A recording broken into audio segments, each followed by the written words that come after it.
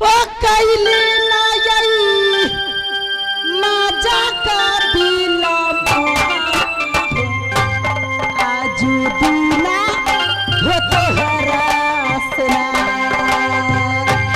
कैली ना यई मजाक दिला मोहन आजू दीना हो तो हरा दे बराबर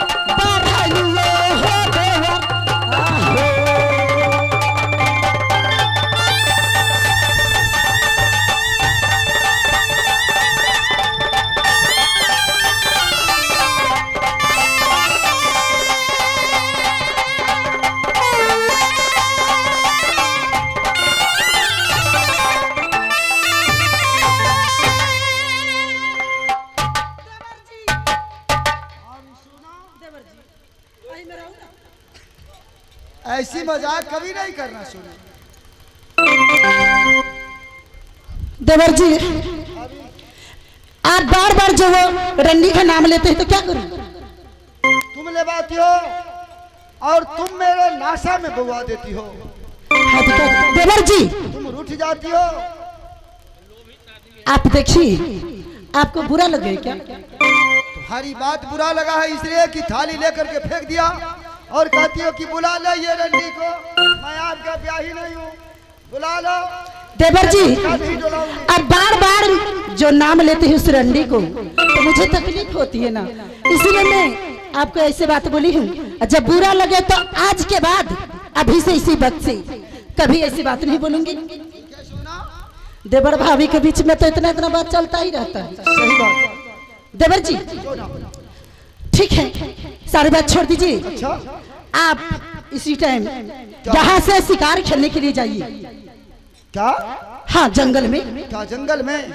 हाँ देवर जी और इतना ही नहीं शिकार खेलने के लिए जाइए और 2 ठो हरिण लाइएगा। अच्छी बात। 1 ठो मरा हुआ और 1 ठो जीवित, क्योंकि जीवित के साथ बेटा इंदल खेलेगा अच्छा और मरा हुआ जो रहेगा उसे मैं कबाब बनाऊंगी। जो तुम कहेगी आकाश के तारा ला देने के लिए उधर के लिए हाँ देवर जी। आकाश के तारा ला सकता है देवर जी वो तो जंगल का शिकार है।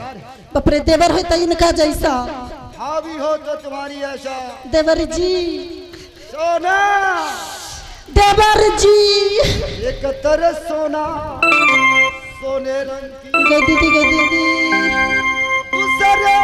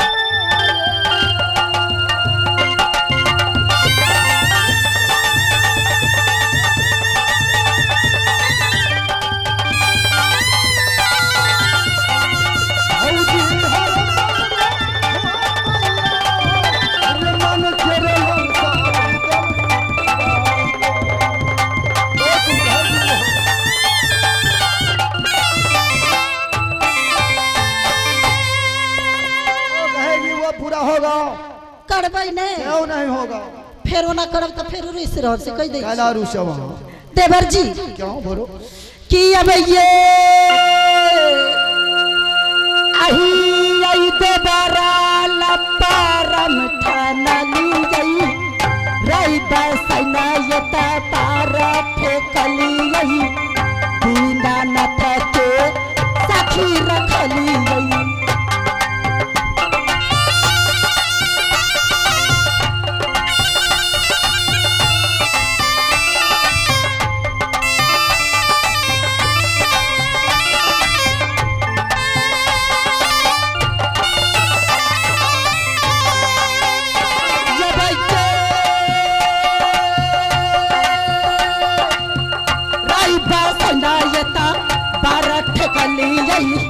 तुलसी चौरा में जाला धरली गई दुर्गा स्थान दुर्गा माई के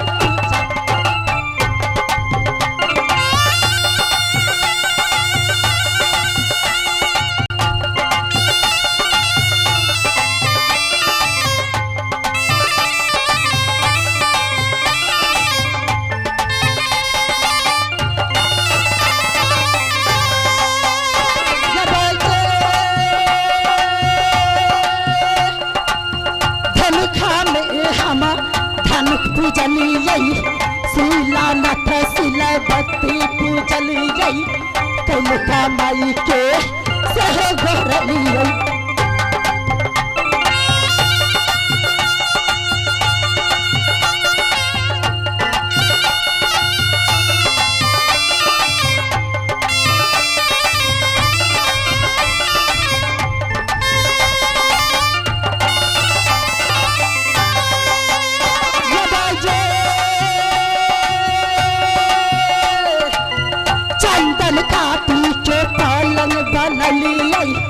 कई पर से हम तो सक लगली गई सलंगा सूत हम सहज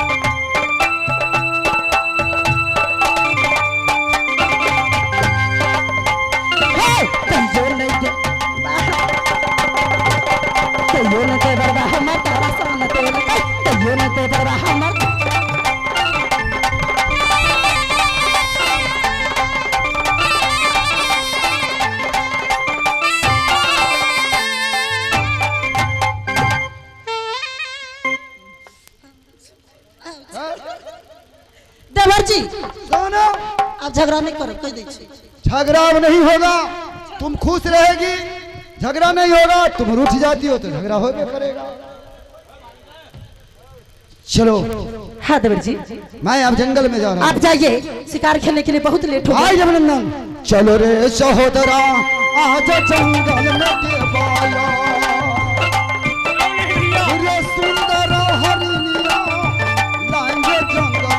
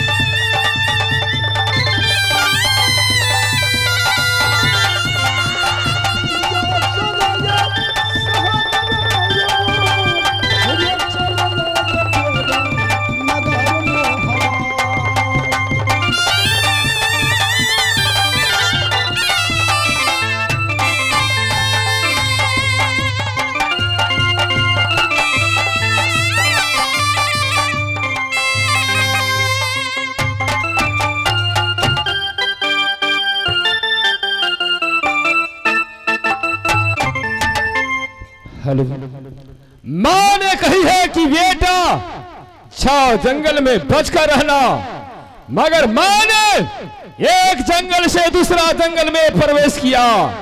मिला ना हरिणिया इस जंगल में समाज, मिला ना हरिणिया याब इस जंगल में।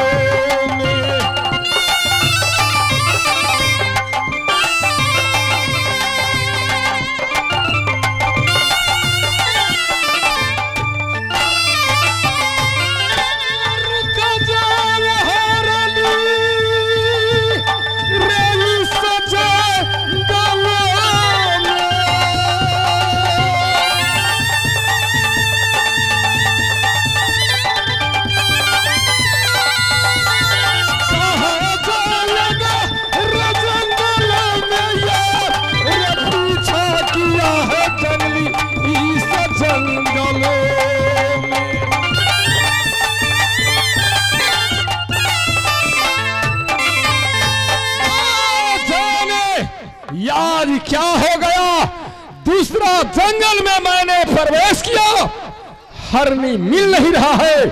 ठीक है, मैंने बन झांसी बन बबरी में खोज लिया, बन खैरा बाकी रह गया। मैं हरनी को ढूंढ कर निकालूंगा, जहां मिलेगा वहां से हरनी पकड़ कर ले जाऊंगा।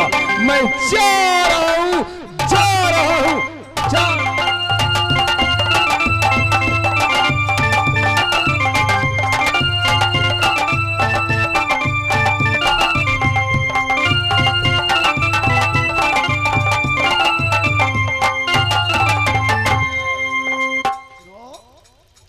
तुम्हारा मिला नहीं, मैं आवाज तुमको सुन रहे थे, मैं पीछे से इसको घेरते आ रहा हूँ। मैंने 4 जंगल से इसे 5वां जंगल पर स्थायी किया। तुम कहाँ से चले आया?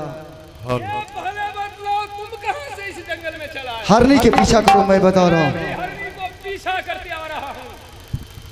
सुनो ए बालक, बोलेंगे।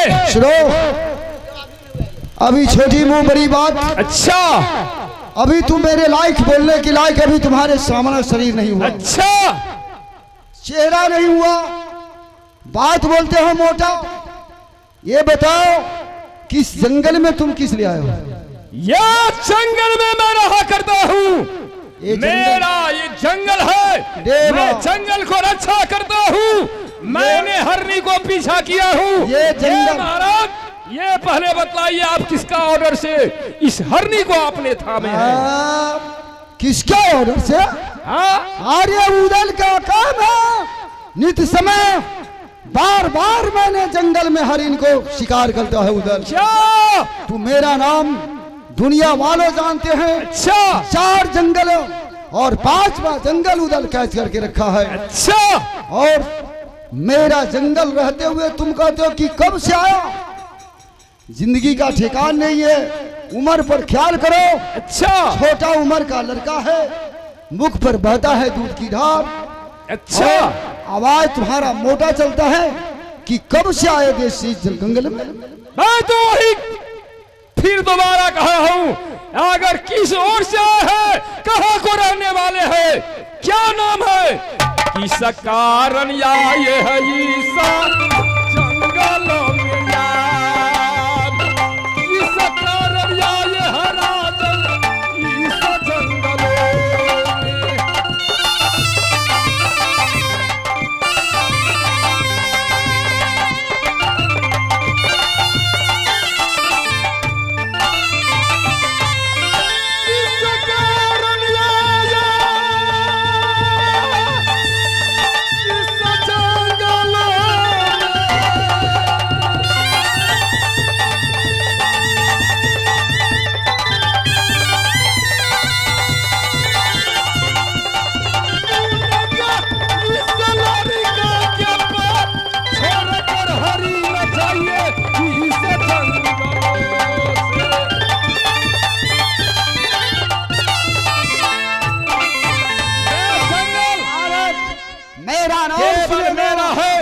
किसी का जंगल नहीं है, किसी का बाप का जंगल नहीं है, किसी का बाप का हरिण नहीं है जो मेरा सामने से हरिण पकड़ कर ले जा सकता है।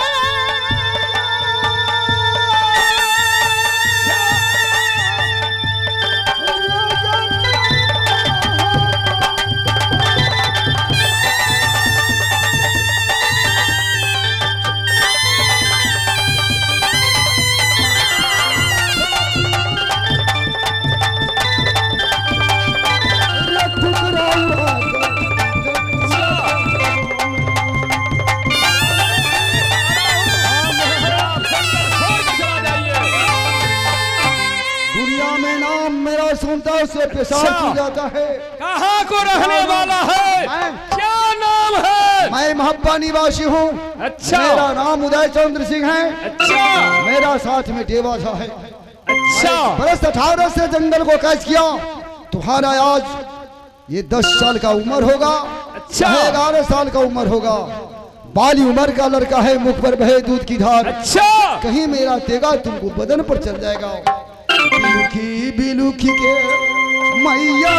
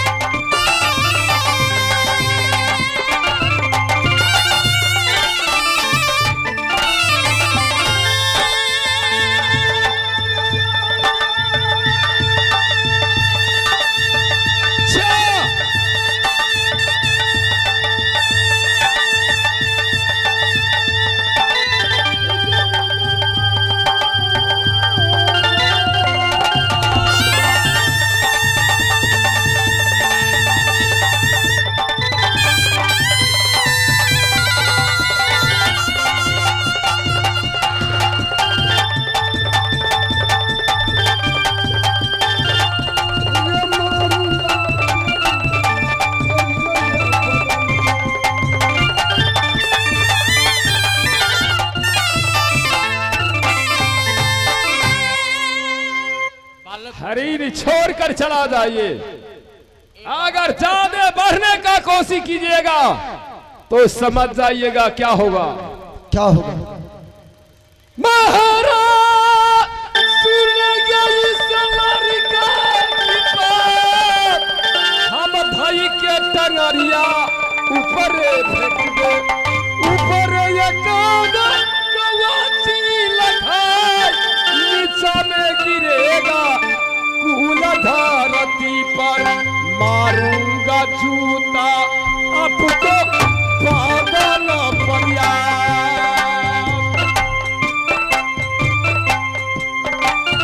ये मारूंगा जूता याद इस जंगलों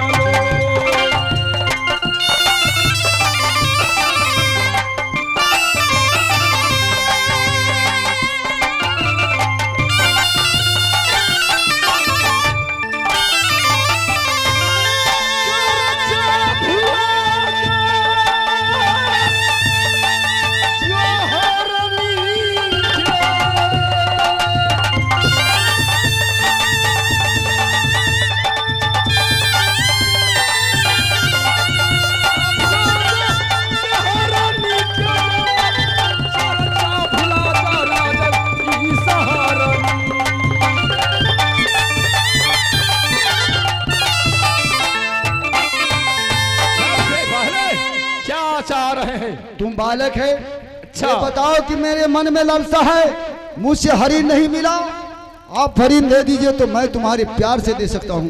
अच्छा, यदि वैसे बात बोलते हो तो मेरा खून खौलता है। ऐसा हो नहीं सकता है। चुपेगा। मैं कह रहा हूँ कि क्या मैं तुम्हें प्रेम से हरनी मांगू?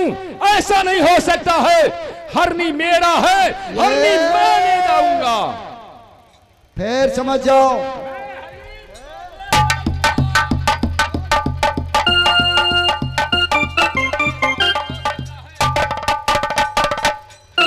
क्या तुम्हें चाहते हो? क्यों नहीं? क्या मेरा चाहते हो? हरिणी है, मैं ले जाऊंगा। क्या आधा सौ से जाएगा? ठीक है, तैयार हो जाओ मरने के लिए। मैं क्यों नहीं? चलते चलो तैयार हो जाओ।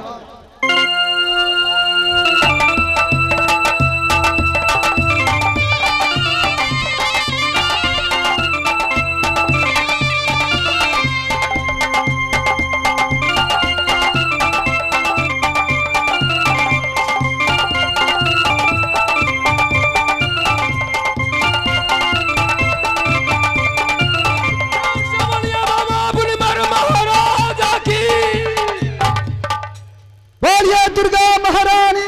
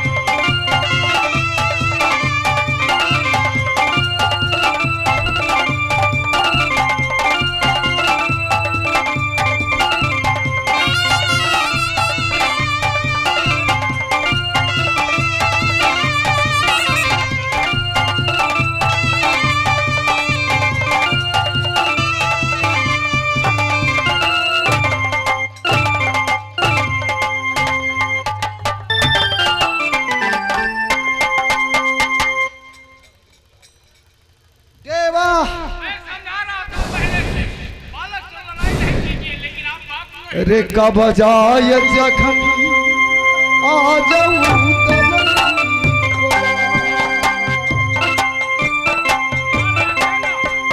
लेकिन आप बात मानने वाला है नहीं।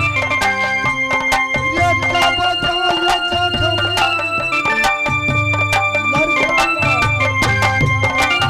वो बालक को बात है।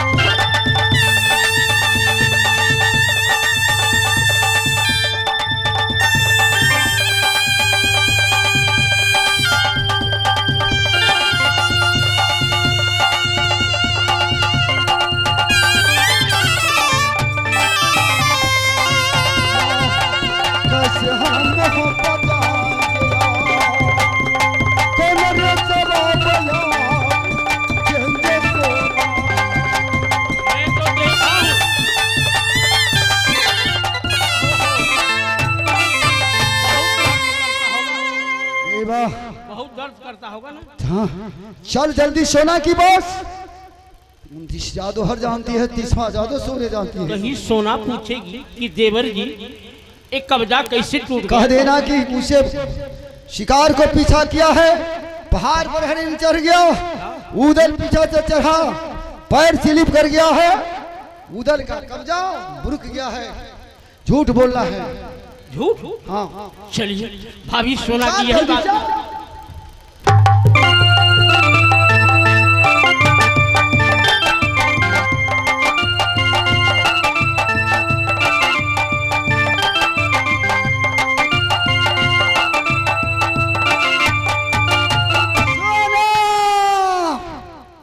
हे भाभी सोना, नैना वाली, देवर जी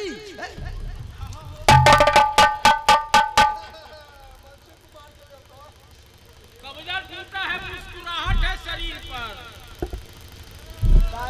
क्या हुआ देवर जी? तुम मजा ले रहे हो। दर्द हो रहा है ना।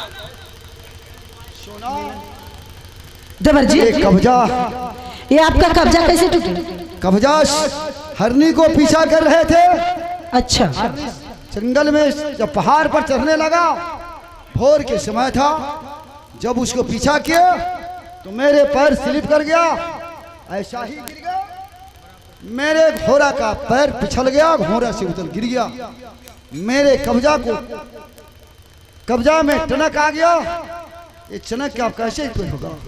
देवर जी अब पहाड़ पे गए थे हरनी मारने के लिए। तुम्ही ने कही हुई थी कि ले आओ। हाँ मैं ही तो भेजी थी। तो तुम्हारा ही भेजा हुआ बात है, कहती हो कि गए थे। अच्छा तो घोड़ा के साथ आप पहाड़ पे जा रहे थे? घोड़नी भाग रहा तो मैं पीछे गड़गड़ रहे थे। अच्छा घोड़ा के साथ दौड़ रहे थे। हाँ, घोड़ा का पैर पिछड़ गया, मैंने घोड़ा से गिर गया। आप घोड़ा से गिर गए, उसमें हाथ टूट गया। बात सही है, क्या पंडित जी? बात सही है। देवर जी सही कह रहे हैं। हाँ सही बात। सही बात नहीं थे, इसमें गड़बड़ बात है। आपका जो दरबारी है वो कहाँ है? वो भी, उनको भी तो पता होगा। पहाड़ पर से जो गिरता है उसको छिला छुला होता है, घाव जास्ती होता है। हमरा अंजाद है जब कोई आदमी तोड़ दिया है, माने हम अंजाद से कहते हैं जो टूटा हुआ एक ही जगह जख्म होता है, और गिरा हुआ आदमी को छिला छुला बहुत विस्तार ना। ये हम गिरल रही तो यहुनी से केहुनी तक छिलाल रहे, अहिन गिर गलखिन तो खाली टूटिए गेल। ये बेहुदा पागल, तुम्हें पागल है क्या? हम लोग देवर जी झूठ न बोलो, हमरा से न छुपा कोनो। हमारे पास में घोड़ा से जो पीछा किया ना, हाँ तो घोड़ा का पैर पिछड़ गया, मैं वहां से गिर गए, उसी पर गिर गए। ये इसी पर गिरे तो ये टूट मुड़क गया। हम लोग झूठ बोलने वाले थोड़े हैं, सच बोलने वाले हैं। सोना क्या आप भी सही बोल रहे हैं? सुनिए आप तो जात के पंडित हैं, आप तो झूठ नहीं बोलते। अरे मैं कह रहा हूं, जल्दी दर्द कर रहा है तो बोल। दर्द तो होबे करेगा, मेरे ऊपर जब टूटा है तो दर्द होगा ना। आपको मेरे को रहते हुए आपको कोई टेंशन लेने की जरूरत नहीं जल्दी है। तैयार करो ना। कैसे मैं अभी सही कर दूंगी, कैसे होगा? मैं करूंगी सही। कैसे होगा बोलो भाई। आपको भाभी सोने नहीं हूँ, डॉक्टर ने भी हूँ। आपको क्या लगता है? चलो जल्दी सही करो। लाइए हाथ, मैं अभी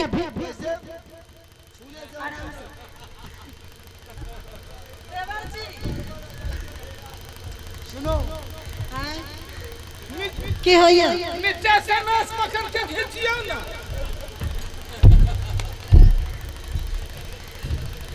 देवर जी अब डरिए मत, दांत पर दांत बैठा लीजिए, अब उसके बाद में इलाज करते हैं। कैसे होगा? लाइए मैं करती हूँ। दर्द हो रहा है। अब बर्दाश्त कीजिए। अस्थिर रहो ना, नीचा से नस पकड़ के खींचियो ना। अब थोड़ा दर्द नहीं होगा तो ऐसे ही ठीक हो जाएगा। बताइए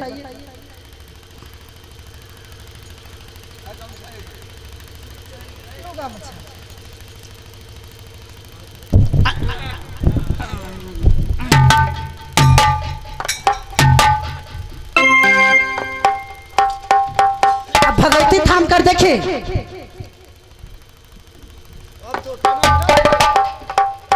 है ना? एकदम सही है। आपको बोली हूँ ना, मुझे रहते हुए आपको कुछ नहीं हो सकता। भाभी भाभी नैना भारी जब समझ जानते हैं कि 29 जादू हर किला में जानती है, 30वां जादू सोने जानती क्यों नहीं? सुना हाथ तुम्हारी सूरत, तुम्हारी कहानी, तुम्हारी जादू की अपार है। तुम्हारी लेकर के मैंने 4 अंश लेकर के पैदा उधर लिया, इनका से 4 वंश उधर का पूरा है। इनका से कुछ न हो वाला है, हेलो। जगह छेक के रखे वाला है, बुझलिए? अब सुने, सब आदमी खोल दिया है भाई, अब यहाँ से चल रहा है। अरे भैया सब आदमी खोल दिया, देखते हैं ना। अब रहे दो यहाँ से, सारा काम है खत्म, अब करेगा 2 मिनट का काम था। जय रघुपति राघव राजा राम पति से पावन सीताराम।